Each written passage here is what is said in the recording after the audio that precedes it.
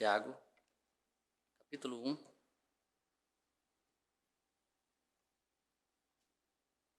Vamos ler os versos de 1 a 18. Tiago 1, de 1 a 18.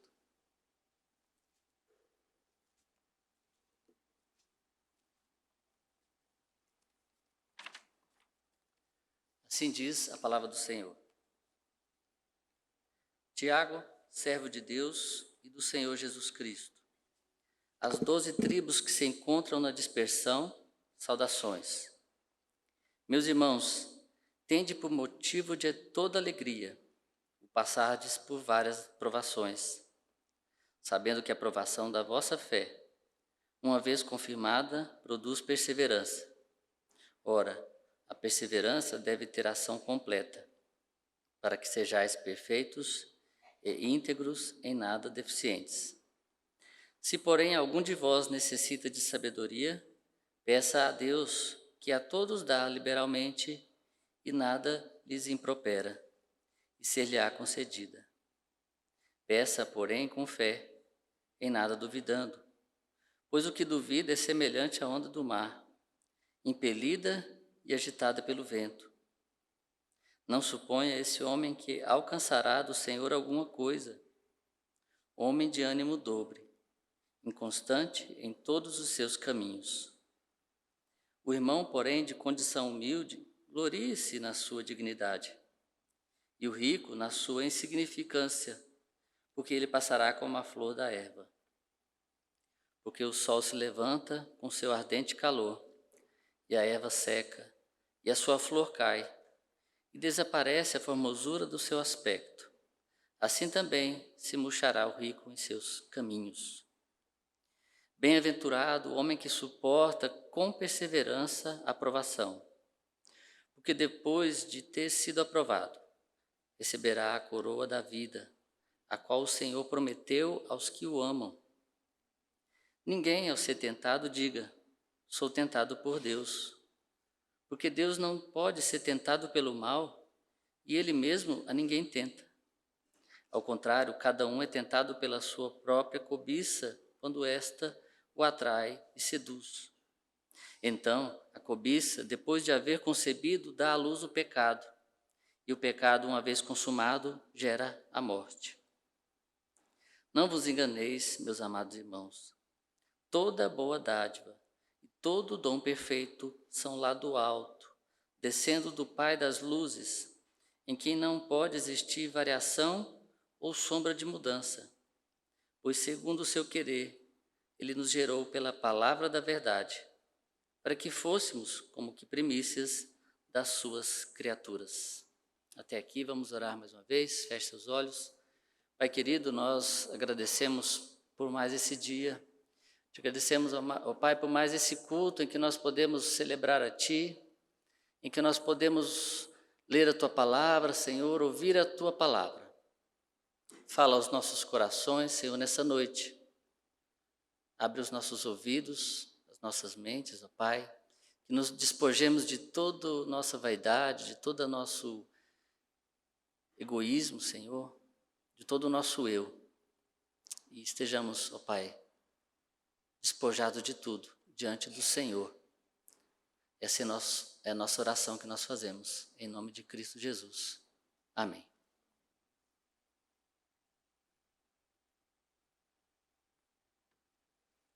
Meus irmãos, muitas das vezes as pessoas falam que a gente tem que ver a vida com outros olhos. Alguns falam que você tem que ver a vida com os olhos do outro. O apaixonado fala: agora eu passei a ver a vida pela luz dos olhos teus. Ou alguns podem viver pelos olhos de outros, seja pelo WhatsApp, pela internet, pelas informações que chegam. Mas eu quero falar aqui de ver a vida com outros olhos. Não vou falar aqui de cosmovisões, ou de cosmovisão bíblica, mas muito parecido com isso. Quero falar sobre ver a vida com os olhos de Deus. Quero falar mais exatamente sobre o realismo cristão, ou o realismo bíblico. Mas para a gente se situar no texto, e saber o contexto em que essa carta foi escrita, nós sabemos que essa carta foi escrita por Tiago. Não foi Tiago, nenhum dos apóstolos, nem o maior, nem o menor, mas foi o Tiago chamado Justo, conhecido como Tiago Justo. Chamado Justo porque muitos diziam que era um homem muito zeloso, muito religioso e um homem dado à oração. Diziam que Tiago tinha seus joelhos parecidos com os joelhos de camelo, de tanto que ele orava. E Tiago também era irmão de Jesus Cristo. E Tiago foi um dos líderes da igreja de Jerusalém, considerado ali um dos pilares da igreja, junto com Pedro, com João e os outros Tiagos. E os historiadores relatam que a sua morte aconteceu por volta do ano 62,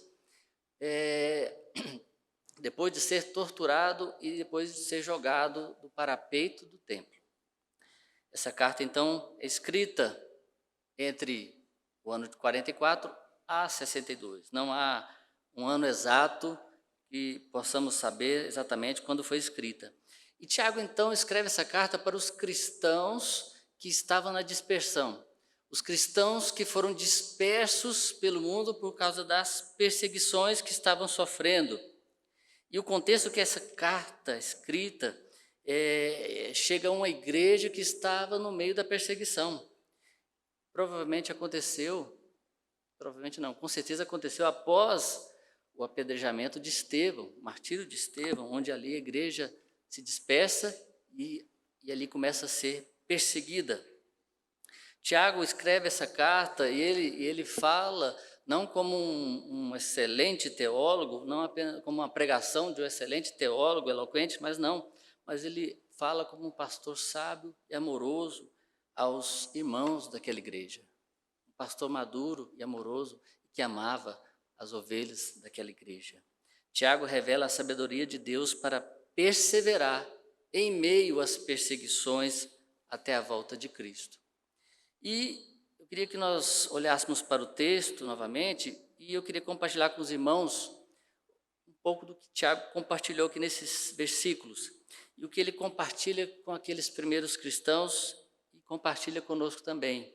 Primeiro, as provações são inevitáveis. As provações são inevitáveis. Versos 1 e 2, vamos ler novamente? Tiago, servo de Deus e do Senhor Jesus Cristo, às 12 tribos que se encontram na dispersão, saudações. Meus irmãos, tende por motivo de toda alegria o passardes por várias provações. Quero destacar aqui que Tiago começa dizendo, se intitulando servo de Deus e do Senhor Jesus Cristo. Aqui ele apresenta não somente uma humildade, mas aqui ele revela da sua conversão. Aqui ele fala da sua conversão, porque ele se converteu a Jesus Cristo, seu meio-irmão, que até antes da morte de Cristo ele ainda não tinha se convertido, os irmãos de Jesus. Mas Tiago então se converte e ele fala, eu sou esse servo de Deus e de Jesus Cristo. No verso 2 ele passa rapidamente a sua preocupação central, que é a sabedoria divina em meio às provações e aos sofrimentos. E ele começa dizendo, meus irmãos, tende por motivo de toda alegria. Um chamado de Tiago a considerarmos as provações, ou seja, as perseguições, as lutas e os sofrimentos, do ponto de vista de Deus, não do ponto de vista humano. Eu falei no início, olhando com os outros olhos, não olhando com os nossos olhos de baixo para cima, mas olhando com os olhos de Deus, de cima para baixo, por meio da sua palavra. Mas o que se diz aqui precisa ser analisado com essa perspectiva teológica, ou seja, ver a realidade cristã à luz da palavra de Deus, com as lentes de Deus. Só que ele não está dizendo aqui que o cristão precisa sentir uma alegria mórbida. Quando sofrer, você tem que sair pulando, fazendo festa. Não é essa alegria mórbida em meio aos sofrimentos, mas é o alegrar-se em Deus, em Cristo Jesus, apesar dos sofrimentos, em meio às provações. Tiago lembra gentilmente à igreja que as provações são inevitáveis.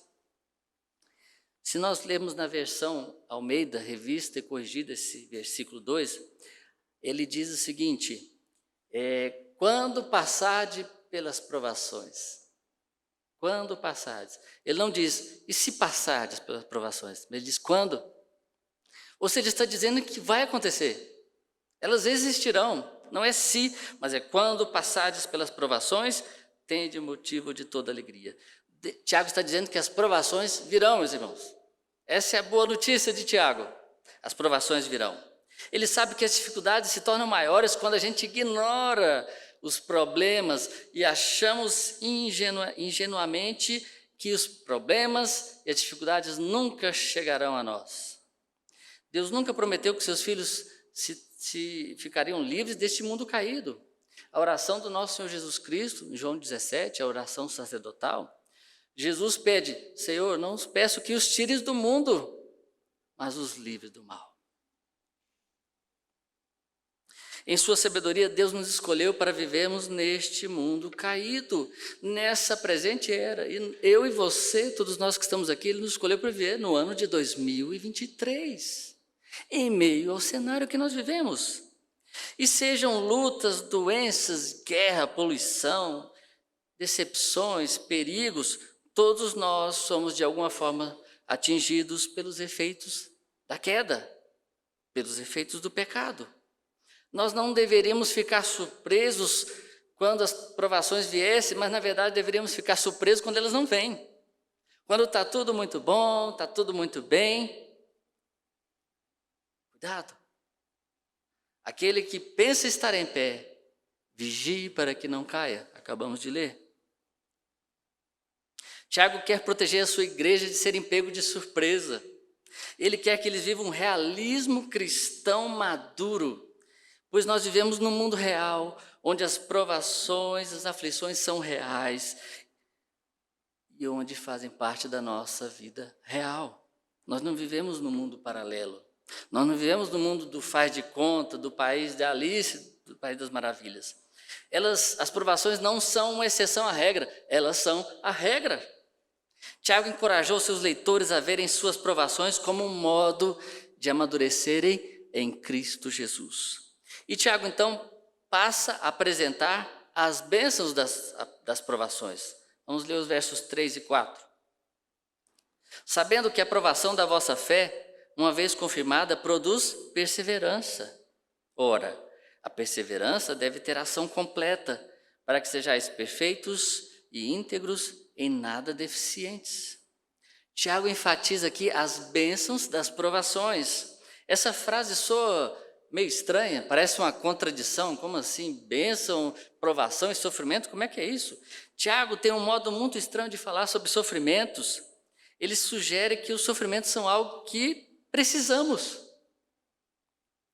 A maioria de nós não ora dizendo, ó Senhor, minha vida está tão tranquila, Senhor, manda um probleminha para mim, manda uma provaçãozinha para mim, Senhor. Não, o nosso instinto, a nossa natureza é o contrário, a gente quer fazer de tudo para nos livrar dos problemas, das provações. Nosso instinto é totalmente oposto, mas Tiago mostra que em vez da provação ser uma interrupção nos planos de Deus, não, elas fazem parte dos planos e dos propósitos de Deus na sua vida, meu irmão, na sua vida. Sem as provações que tanto nos desagradam, Tiago diz que permaneceríamos como crentes imaturos, como crianças mimadas, incompletos e deficientes. As provações nos ajudam a amadurecer na fé. Até aqui está claro que as provações devem ser motivo de alegria, pois elas foram designadas por Deus para um propósito último. Elas são provas de fé dadas a fim de desenvolverem a perseverança, e a perseverança, por sua vez, produz um crente maduro espiritualmente. Mas Tiago nos diz que precisamos de ajuda e de auxílio, ou seja, nós precisamos disso, mas nós não estamos sozinhos nessa caminhada. E ele diz que o auxílio é de Deus, versos 5 a 8. Se, porém, alguns de vós necessita de sabedoria, peça a Deus, que a todos dá liberalmente e nada lhes impropera, e ser-lhe-á concedida. Peça, porém, com fé, em nada duvidando, pois o que duvida é semelhante à onda do mar, impelida e agitada pelo vento. não suponha esse homem que alcançará do Senhor alguma coisa. Homem de ânimo dobre, inconstante em todos os seus caminhos. Sabedoria aqui que Tiago e toda a palavra de Deus fala é ser sábio conforme a palavra de Deus. É conhecer e temer a Deus. O princípio da sabedoria é o temor a Deus. É fazer o que é agradável a Deus. É ter uma vida reta diante de Deus e em um relacionamento com os crentes também. E ele diz, mas peça com fé e nada duvidando. E ele fala, senão você vai ser um homem de ânimo dobre. O que ele está dizendo com isso? Homem de ânimo dobre é alguém que tem um ânimo duplicado ou duplo. Ou seja, uma pessoa que ela é dupla. Uma hora ela está aqui rompendo em fé, vou andar sobre as águas, se o mar não se abrir. Amanhã ela já está totalmente diferente, duvidando, achando que o mundo dela acabou, que nada presta. Você é um homem de ânimo dobre. É disso que Tiago está falando. E essa expressão rara, possivelmente cunhada por Tiago, sugere esse homem instável, com uma personalidade de vida, que na realidade não tem fé. É alguém que duvida, e toda dúvida, toda falta de fé é pecado. Ou seja, é um homem oposto ao que é ser sábio. Mas Tiago também não acredita que isso faça os sofrimentos serem mais fáceis. Ele não defende aqui uma fisionomia superficial, feliz, como se você colocasse aquela máscara do WhatsApp, aquele bonequinho, o emoji de carinha de felicidade e colocasse na sua cara e saísse. Não, ele não está defendendo essa felicidade superficial, fingimento para todo mundo. E nem um estoicismo cristão, que é aquela ausência de perturbações, como diziam os filósofos, longe da ataraxia. O que é isso, pastor? Está falando em línguas hoje, línguas estranhas? Ataraxia é aquele senso de nada pode me perturbar, é viver sem perturbações, viver quase que um mundo zen. Não é disso que Tiago está falando. Não é nada fingimento externo para mascarar a guerra interna que há em você, não é nesse sentido. Tiago nos incentiva a correr para Deus, suplicando por auxílio e sabedoria de maneira humilde e sincera. E quando fazemos isso, Deus nos concede ela generosamente. É o que a palavra promete. Está aqui uma promessa de Deus. Você veio aqui atrás de promessas, aqui está uma promessa de Deus. E quando fazemos isso, Deus nos abençoa. O modelo de reação aos sofrimentos que Tiago usa não é o de se vire sozinho. Não é Deus aqui falando, ó, se vira sozinho. Não, mas é o de clamar por auxílio, é dependência de Deus. E quando clamamos ao Deus onipotente, recebemos toda a sabedoria que nós necessitamos. E Tiago, então, volta a falar de provações e explica que provação é uma via de mão dupla. Vejamos os versos de 9 a 12, uma via de mão dupla. O irmão, porém, de condição humilde, glorie-se na sua dignidade, e o rico, na sua insignificância, porque ele passará como a erva, a flor da erva. Porque o sol se levanta com seu ardente calor, e a erva seca, e a sua flor cai, e desaparece a formosura do seu aspecto. Assim também se murchará o rico em seus caminhos. Bem-aventurado o homem que suporta com perseverança a provação, porque depois de ter sido aprovado, receberá a coroa da vida, a qual o Senhor prometeu aos que o amam. Mais uma promessa, meus irmãos, mais uma promessa de Deus. Tiago continua a nos surpreender. Tiago nos surpreende com a maneira como ele olha para as provações. Ele nos lembra que uma provação pode vir na forma tanto de dificuldade como de bênçãos. Tanto o pobre como o rico são exortados a serem alegres nas suas situações, nas suas posições. O irmão pobre pode ser rico em tesouros espirituais e desfrutar de posição elevada no reino de Deus. E no caso do rico, que ele podia se alegrar no fato dele ter aprendido que o seu verdadeiro tesouro não são as riquezas terrenas, mas os tesouros nos céus, como ensinou o nosso Senhor Jesus Cristo, onde ele diz, não junteis para vós tesouros onde a traça e a ferrugem corroem, mas junteis tesouros nos céus, onde nem a traça nem a ferrugem corroem. É isso que o Senhor Jesus nos chama. A riqueza pode ser provação, tanto quanto a pobreza. Perder o emprego ou conseguir uma promoção pode ser uma tentação. Ser criticado ou receber elogios pode ser uma tentação também. Fracasso ou sucesso, enfermidades físicas ou uma saúde de ferro pode ser uma tentação. Cada um é uma forma de provação, Cada um é uma forma de provação de acordo com Tiago e com todo o restante da Bíblia. Ambas apresentam oportunidades para tentações e pecados, bem como oportunidades para prova e crescimento. Olhe para a sua própria vida.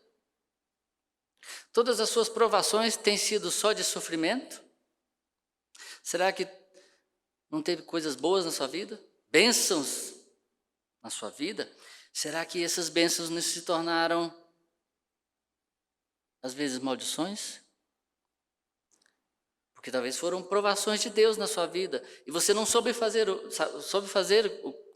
com aquela bênção e você pecou. Às vezes, o aumento do seu salário deixou você uma pessoa egoísta. Você ganhava pouquinho o salário mínimo, você dizimava. Agora eu ganhei promoção, agora tudo é meu, my precious. E não dizima mais, não oferta mais. Você não tinha carro, ia para a igreja e falava: "Ó Senhor, orar pelo carro, Senhor, me dá um carro. Olha, Senhor, quando eu tiver um carro, eu vou levar um monte de gente dentro desse carro para a igreja." Aí Deus te abençoe e dá o carro. Acaba que nem você vai mais para a igreja. O pastor está viajando, peguei o carro, foi para a praia, viajando, muitos compromissos. A bênção acaba se tornando uma maldição.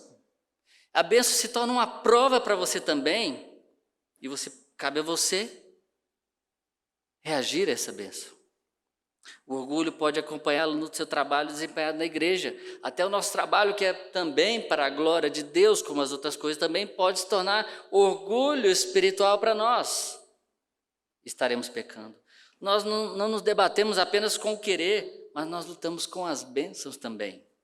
A advertência de Tiago é sábia e oportuna para todos nós. E ele diz que é bem-aventurado esse homem. E ele diz uma promessa que esse homem bem-aventurado, mais do que feliz, mais do que afortunado, receberá a coroa da vida. Aqui essas palavras ecoam as palavras de Jesus Cristo lá em Mateus 5, no Sermão da Montanha, das bem-aventuranças. E aqui ele fala que a promessa de Deus para esse homem bem-aventurado é a coroa da vida. O que é essa coroa da vida? Pode ser traduzido também a coroa que é vida. Pode ser talvez a ressurreição final, quando Cristo voltar e todos nós ressuscitaremos junto com Ele, assim como Ele ressuscitou. É a bênção prometida, é a promessa àqueles que perseverarem até a morte, mesmo em meio à perseguição, mesmo em meio à aflição desta vida. Nós estudamos hoje pela manhã com o seminarista Washington pelo o martírio de muitos cristãos nas arenas, jogados ali como alimento para os leões, e cristãos queimados nas fogueiras como velas acesas, tochas acesas. E esses irmãos perseveraram até o fim, não negando o seu Senhor Jesus Cristo. Esses homens são bem-aventurados e eles aguardam a coroa da vida, porque eles ressuscitarão conosco um dia, quando o Senhor Jesus voltar e nós nos encontraremos com eles nos ares. É disso que Tiago está falando, mas Tiago também explica a diferença entre provações e tentações. Vejamos versos de 3 a 15. Ninguém ao ser tentado diga: "Sou tentado por Deus", porque Deus não pode ser tentado pelo mal e Ele mesmo a ninguém tenta. Ao contrário, cada um é tentado pela sua própria cobiça quando esta o atrai e seduz. Então a cobiça, depois de haver concebido, dá à luz o pecado. E o pecado, uma vez consumado, gera a morte. Há uma diferença importante entre os conceitos de provação e tentação. Deus prova as pessoas, mas Ele não tenta as pessoas. Deus não tenta as pessoas, e essas provações de Deus não são no sentido de atraí-las para o pecado. O Senhor Jesus nos ensinou a orar dizendo: "Senhor, não nos deixes cair em tentação." O próprio Senhor Jesus nos ensinou a orar dizendo: não nos deixes cair em tentação. E existem três frentes de tentação nas nossas vidas: o diabo, o mundo e a carne. São essas três frentes pelas quais nós somos tentados. Tiago demonstra enfaticamente que é um erro nós atribuirmos a Deus que Deus nos tenta, ou dizer que a tentação provém de Deus. Ele atribui isso dizendo que é um erro pecaminoso. E na Bíblia, uma provação é uma situação externa que revela o que está acontecendo no nosso coração. A provação vem para revelar o que está dentro de você, do seu coração. A provação pode levar ao crescimento espiritual ou não.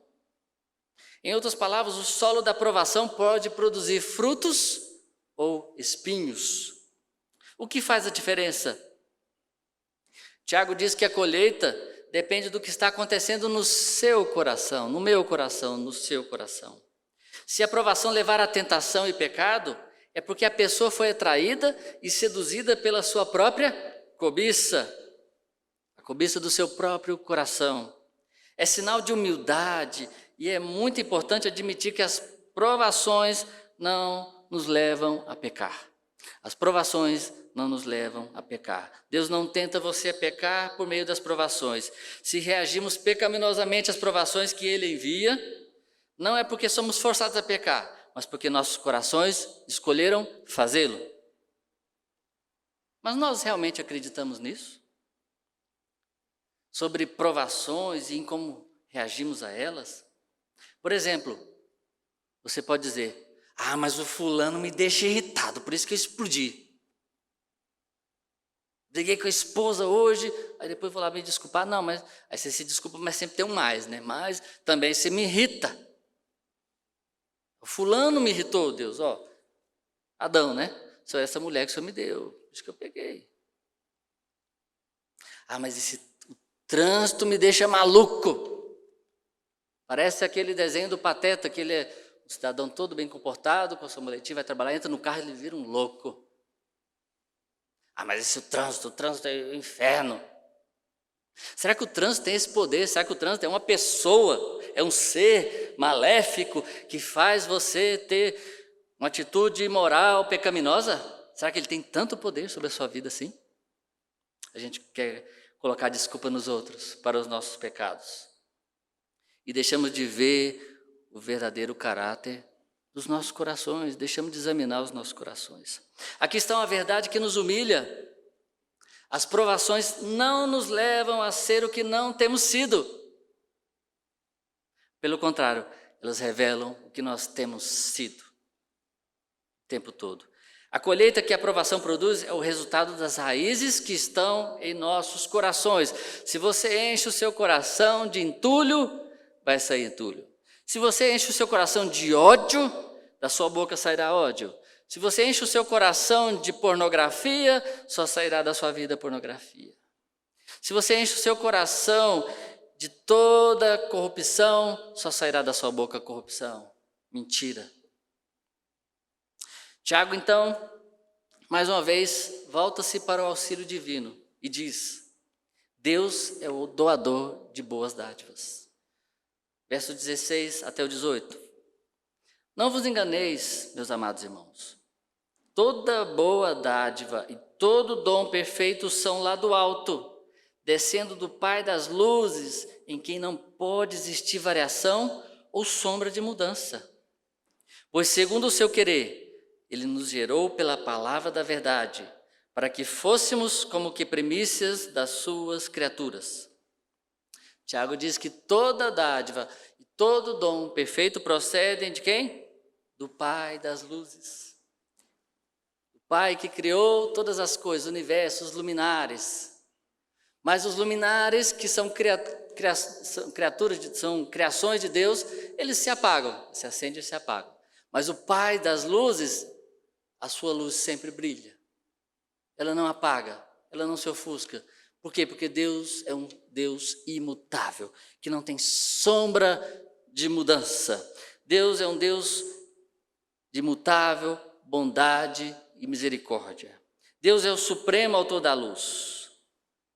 Por essa razão, podemos estar certos de que Deus não irá e nem determinará nada em nossas vidas que seja contrário à sua própria palavra. E Tiago diz que ele nos gerou e nos tornou primícias das suas criaturas. Esses últimos versos aqui são uma identificação clara da teologia da graça na carta de Tiago. Essa carta que Lutero resistiu muito para que não entrasse no cânon. Mas ele entrou, pela graça de Deus. Porque parece que Tiago está falando muito de obras. Se você lê toda a carta, ou já leu, parece que Tiago fala muito de obras. É verdade, a fé sem obras é morta. Mas aqui está claramente Tiago, ele não está discordando de Paulo, ele está claramente concordando com Paulo, ele está complementando o que Paulo está falando. E aqui nós vemos nesses versos a identificação clara da teologia da graça na carta de Tiago. Porque somente pela graça, por meio da obra do Espírito Santo, mediante o Evangelho de Deus, pela sua palavra pregada, pela sua palavra lida e pregada, é que nós somos levados a uma nova vida. Nós somos gerados de novo. Nós nos tornamos novas criaturas. E nós não nos tornamos apenas novas criaturas, mas ele diz que nós somos primícias das suas criaturas. Primícias das suas criaturas. A palavra primícia nos remete muito ao Antigo Testamento. E no Antigo Testamento, primícias era o quê? Era aquilo que você recolhia. Não era somente as primeiras colheitas, mas era o melhor da colheita. Então está falando que nós somos as primícias da colheita. Olha o que ele está falando. Nós não somos só as primeiras colheitas, mas nós somos as melhores colheitas de Deus. Ou seja, ele está dizendo que, como ele fala aqui nesses últimos versículos, da criação, do Deus Criador, e fala que nós somos gerados nele novamente, e nós somos primícias das suas criaturas, nós somos o ápice da criação, e nós somos o ápice da restauração de todas as coisas, porque Deus está restaurando todas as coisas até a sua criação. Haverão novos céus e nova terra. E nós também seremos transformados. E nós somos as primícias dessa colheita. Olha que maravilha. Tiago relembra a igreja que Deus é doador de boas dádivas. A maior bênção de todas é Jesus Cristo, nosso Redentor e amigo. Por meio dele temos obtido o que todo pecador necessita desesperadamente, de uma nova vida, de uma nova chance. Que conselho doce e reconfortante do amoroso pastor Tiago, mas também sem esconder a realidade da vida, sem maquiar a realidade dos sofrimentos que passaremos, e nos convida a correr para Deus com sinceridade, humildade e com fé. Considere o que essa passagem diz para você, principalmente quando você enfrenta provações. O que se tornou mais claro para você a respeito da bondade e da graça de Deus quando você passa pela prova? O seu amor por Cristo aumentou ou diminuiu? Tem uma música que diz que você vai passando pela prova e dando glória a Deus. É verdade. O que a palavra nos fala? Passando pelas provações e dando glória ao Senhor. Passando pelas provações e tendo alegria, motivo de toda alegria. E eu quero concluir, meus irmãos, dizendo que Tiago escreveu essa carta para os primeiros cristãos que haviam sofrido perseguições, e até hoje cristãos sofrem perseguições. Escreve para nós também quando estivermos passando por perseguições, lutas, sofrimentos em nossa vida. Assim como ele encorajou aqueles irmãos, ele encoraja eu e você, meu irmão, a buscarmos sabedoria, fortalecer a nossa fé e demonstrarmos a nossa fé por meio da obediência à palavra de Deus. Especialmente no relacionamento uns com os outros. O autor nos chama a atenção para a necessidade da sabedoria divina, do auxílio divino, especialmente nos tempos difíceis, nos desertos da nossa vida e nas tentações também. Ele nos estimula a orar pedindo sabedoria em meio à realidade da vida cristã. A sabedoria de Deus resulta numa vida de acordo com a palavra de Deus e é caracterizada pelo serviço humilde a Deus e ao nosso próximo.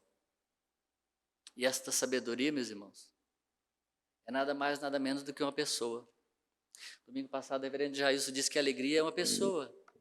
Vocês lembram? A alegria é uma pessoa, não é um sentimento. A pessoa é Jesus Cristo. Essa sabedoria aqui não é ser um intelectual. Às vezes a gente ora assim, Senhor, me dá sabedoria. Aí você pensa, você é igual Salomão, né? Sabe tudo. Não é isso. Salomão depois viu que tudo isso era vaidade também. Mas a sabedoria que a Bíblia sempre apontou para uma pessoa, que é Cristo Jesus. Paulo lá em Colossenses 2,3 diz isso. Ele diz, em quem, Jesus Cristo, está todos os tesouros da sabedoria e do conhecimento, onde estão ocultos. Se formos obedientes ao Pai como Jesus Cristo foi, seremos sábios. Mesmo um analfabeto. Mas se ele é obediente ao Pai como Jesus Cristo foi, ele é um homem e uma mulher sábia. A Bíblia nos aponta para um Redentor que conforta o seu povo. No meio das dificuldades reais da vida, em um mundo real manchado pelo pecado, Tiago nos proporciona o exemplo de um pastor que aplica essa verdade à vida de pessoas que ele ama afetuosamente. Ele fala essas coisas porque ele ama o seu povo, a sua igreja, os seus irmãos. A realidade cristã em meio às provações e a reação a essas provações assume formas que são realmente libertadoras. Jesus Cristo veio para nos libertar de tudo aquilo que nos prende, que nos amarra ao pecado. Mas nós não estamos sozinhos. Jesus é o Deus Emanuel. Ele é o Deus conosco. Ele vai nos ajudar. Ele nos ajuda nessa caminhada de fé. Até o dia final. Amém, meus irmãos? Vamos orar? Pai querido, Pai das luzes, obrigado, Senhor, porque a Tua palavra tem tantos tesouros, Senhor, e nós aqui, ó Pai, podemos colher um pouco aqui, que para nós é muito, que para nós é tudo o que precisamos, Senhor. Obrigado, ó Pai, porque às vezes nossa mente é tão pequena, nossos olhos são tão míopes, nós queremos olhar com as nossas lentes, com os nossos olhos, com os óculos terrenos, Senhor, e deixamos de olhar com as Tuas lentes, com os Seus olhos, ó Pai. Ajuda-nos, Senhor, a olhar para o mundo com outros olhos. Ajuda-nos a olhar com os Teus olhos, Senhor. De acordo com a Tua palavra, Pai. Ajuda-nos, ó Pai, dá-nos sabedoria, Senhor. Nós pedimos não para o nosso engrandecimento, Senhor, mas para nos ajudar nas horas das provações, nas tentações, Senhor, no calor do dia, no frio, na escuridão da noite.